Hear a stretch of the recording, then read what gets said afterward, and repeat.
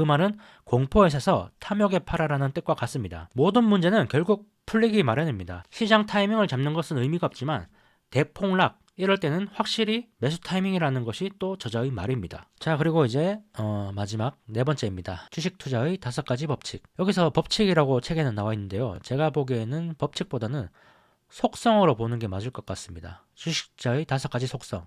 첫 번째 속성은 복리, 두 번째는 평균으로의 회귀, 세 번째는 옵션, 콜옵션과 풋옵션이죠. 네 번째는 폰지 사기, 다섯 번째는 처음은 모두 좋은 아이디어다. 첫 번째부터 볼까요?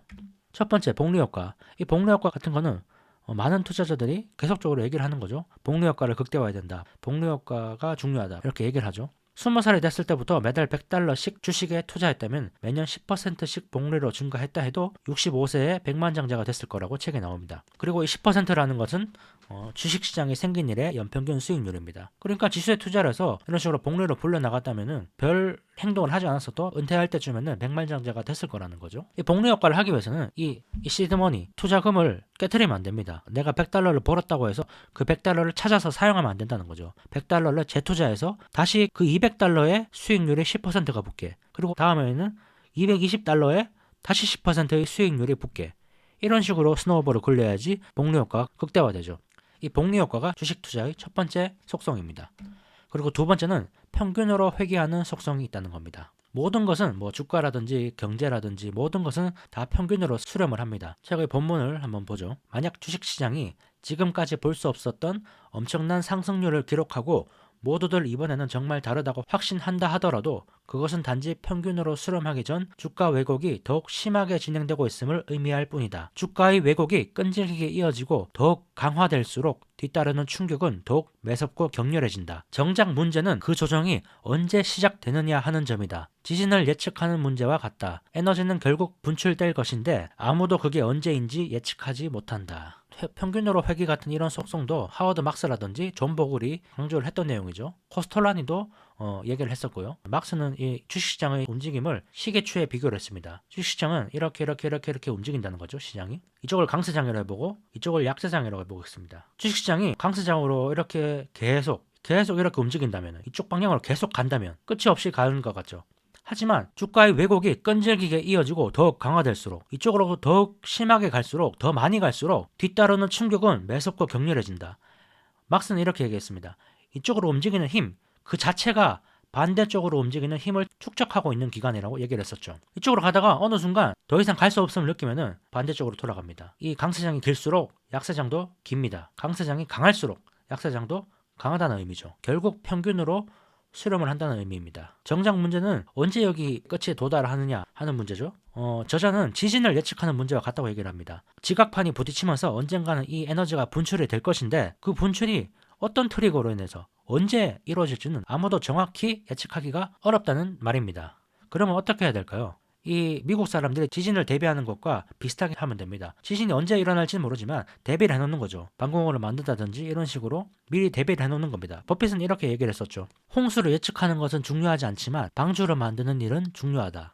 홍수는 대폭락이라고 볼 수 있고, 그렇다면 방주는 뭘까요? 현금이라고 볼 수 있겠죠. 대폭락이 왔을 때 현금이 있다면 방주 역할을 해줄 겁니다. 더 좋은 거는 주식과 반대 방향으로 움직이는 자산, 전통적으로는 채권이 반대 방향으로 움직였었죠. 이런 위기가 왔을 때 상승하는 자산, 그런 자산을 가지고 있다면 확실한 방주 역할을 해줄 겁니다. 근데 이 전통적으로 이 방주 역할을 해줬던 채권 같은 게 요즘에는 주식과 같은 방향으로 움직이는 경우가 많기 때문에 조금 옛날만큼 방주 역할을 해주지 못한다라는 게 요즘 학자들의 의견이죠. 그래서 그냥 확실한 거는 현금을 가지고 있는 겁니다. 항상 가지고 있어야지 이런 재난에 대응을 할 수가 있습니다. 자, 세 번째입니다. 콜옵션과 풋옵션. 여기서 말하는 콜옵션이라는 것은 쉽게 얘기하면 추가적인 수익 기회를 의미합니다. 반대로 풋옵션은 추가적인 손실 기회, 가능성에 대한 옵션이 풋옵션입니다. 예를 들어서 정유회사를 보죠. 내가 어떤 정유회사에 투자를 하는데 현재 그 회사는 유정이 10개가 돌아가고 있습니다. 10개가 돌아가고 있는 걸 보고 거기에 적정한 가격이라고 생각을 해서 그 정유회사를 샀는데, 근데 갑자기 그 정유회사에서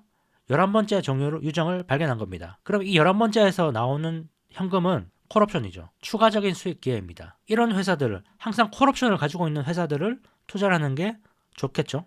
콜옵션이 발생할 수 있는 회사들, 그런 회사를 찾는 게 중요하다는 말입니다. 그리고 반대로는 풋옵션을 가지고 있는 회사들은 피해야겠죠. 예를 들어서 담배회사, 담배 회사 같은 경우에는 지금의 현금 흐름은 좋죠. 그 현금 흐름이 좋아서 그 현금 흐름만 보고 적정한 주가라고 생각을 해서 가격이라고 생각을 해서 회사를 샀는데 주식을 매수했는데 정부에서 규제를 한다든지 지금 영국에서 뭐 담배를 못 팔게 한다고 하죠. 뭐 정부에서 규제를 한다든지 혹은 소송이 걸린다든지 그러면은 내가 생각한 것에서 갑자기 더 안 좋은 일이 터진 겁니다. 이런 것을 풋옵션이라고 합니다. 이런 회사는 피하는 게 상책이겠죠. 또 어떤 거는 콜옵션과 풋옵션이 동시에 있는 그런 기업도 있습니다. 제약 섹터인데요. 제약 회사 같은 게 콜옵션과 풋옵션이 동시에 있는 그런 성격을 가지고 있습니다. 지금 나오는 현금 흐름만 보고 제약 회사를 샀는데 만약에 신약이 통과됐다. 신약이 승인됐다. 이러면은 추가적인 수익 기회가 생기는 거죠. 그러면 이제 콜옵션이 가지고 있는 겁니다. 이 제약회사는. 근데 또 반대로 기존에 가지고 있던 약이 문제가 생겨서 뭐 취소가 됐다. 소송이 걸렸다. 이러면 또 손실 가능성이 생기는 거죠. 그래서 이 제약회사는 콜옵션과 풋옵션을 동시에 가지고 있는 그런 산업이라고 볼 수 있습니다. 그러니까 내가 매수하고자 하는 주식, 내가 가지고 있는 주식이 콜옵션이 있는지 풋옵션이 있는지를 파악할 수 있어야겠죠.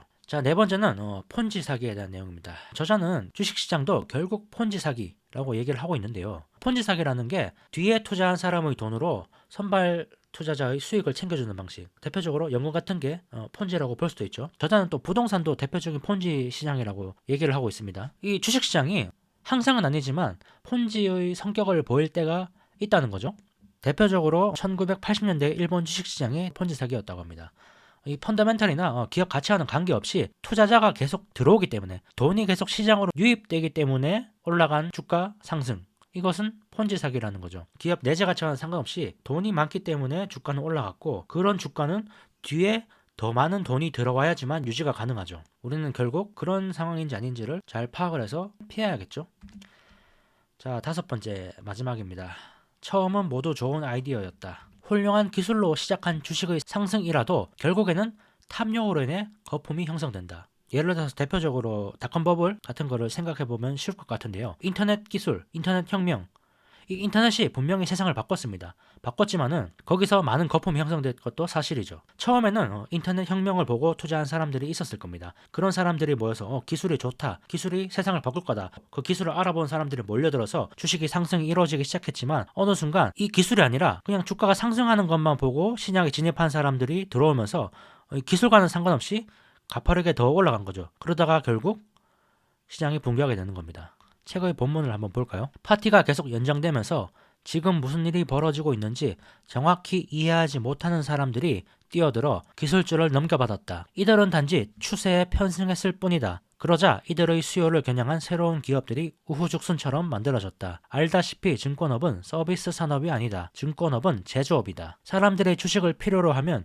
월스트리트는 주식을 만들어서 사람들에게 공급해준다. 원하는 기업이 무엇이든 원하는 산업이 무엇이든 다 만들어낸다. 인터넷 열기가 뜨거워지자 투자은행들은 인터넷 기업들의 기업 공개를 거의 매일같이 성사시켰다. 주가 수익 비율은 세 자리까지 치솟았다. 이 시점이죠. 지금 무슨 일이 벌어지고 있는지 정확히 이해하지 못하는 사람들이 뛰어들었을 때 시장에 그때부터는 이제 광기로 가는 겁니다. 탐욕으로 주식시장이 상승하는 거죠.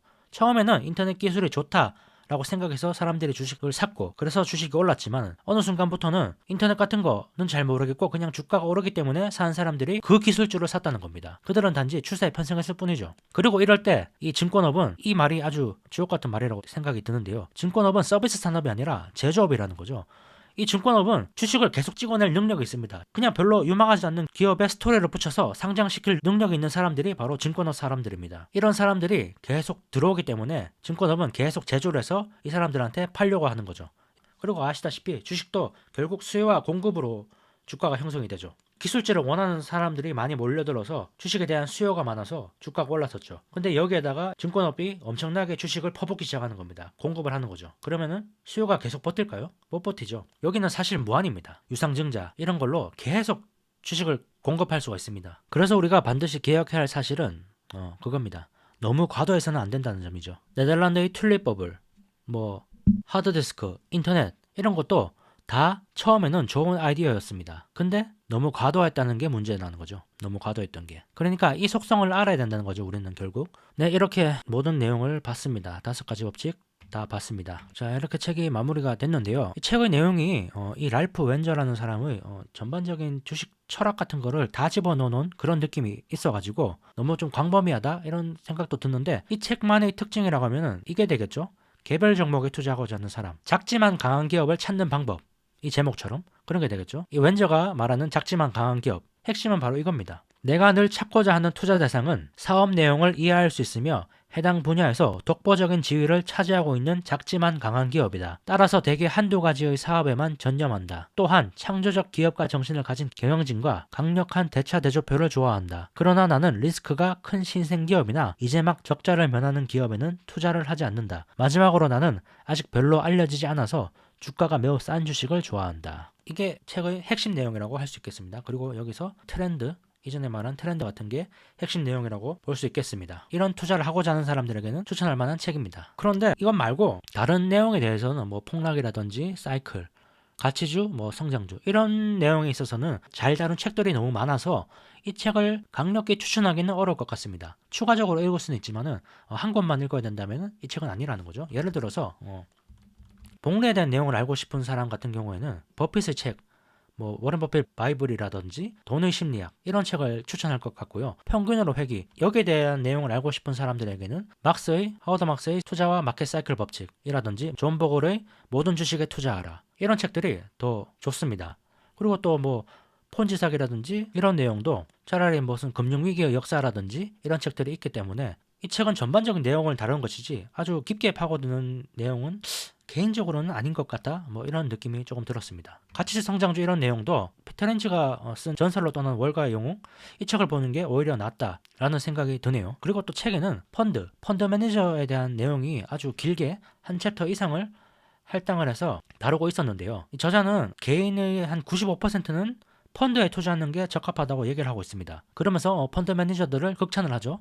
근데 아시다시피 지금 한국에서는 펀드를 거의 투자를 하지 않죠. 신뢰성이 많이 떨어졌고 ETF라는 대안이 있기 때문일 텐데요. 개인적으로도 펀드보다는 ETF, 그리고 또 ETF보다는 개별 종목을 투자하는 게 낫다고 생각하는 입장인데요. 잘 알고 선택한 기업이기 때문에 장기 투자를 할 수 있고 주가가 많이 빠지더라도 버틸 수가 있는 것인데, 펀드 같은 경우에는 그런 부분이 좀 힘들다는 거죠. 이 펀드가 뭐 때문에 가격이 빠졌는지를 알기가 어렵다는 거죠. 근데 또 믿을 만한 펀드 매니저가 있다면은 그 사람을 믿고 그 펀드에 드는 것도 하나의 방법이 될 수 있겠죠. 개별 기업을 믿고 투자하는 것처럼. 근데 그런 펀드 매니저가 잘 없다는 게 문제죠. 네, 그럼 오늘 영상은 여기서 마무리를 하고요. 다음 영상은 모건 하우저의 불변의 법칙을 가져오겠습니다. 모건 하우저이 썼던 돈의 심리학은 제가 한번 소개를 했었죠. 이 책이 아주 훌륭한 책이라서 강력히 추천하는 그런 책인데요. 이번에 불변의 법칙도 아주 재밌는 책입니다. 아주 훌륭한 책입니다.